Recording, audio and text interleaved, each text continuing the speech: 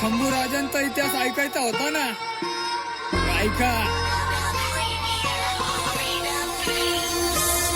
14 मे 1657 आवाज सारा पेटला. त्या पुरंदर वरती स्वागताचा आवाज उठला. सारी जमीन ही हादरली आणि समुद्र खवळला. सईबाई माताच्या पोटी शंभूराजांनी जन्म घेतला. बघता बघता शंभूराजांचा इतिहास गाजे. शत्रूच्या छातीवरती शंभूराजांचे घाव ताजे. पण शंभूराजांचं धाड सुद्धा तेजस्विनी होतं. वाघाचा सुद्धा चाबडा फाडायचे आमचे शंभूराज. महाराजांनंतर शंभूराजांनी स्वराज्य उभं केले. शंभूराजांच्या तलवारीने काही शत्रू सुद्धा मेले. पण काही फितुरांनी शंभूराजांसोबत दगा केले. औरंगाच्या तावडीत शंभूराज कैद झाले. धर्मवीर गडावर नेले ठार मारण्याचे ठरले लक्षण. पण घाव संकर राहिले शंभूराजे होते सक्षम. पण शेवटी शंभूराजांचे डोळे हातात आले. पण शेवटपर्यंत केलं आपल्या स्वराज्याचं रक्षण.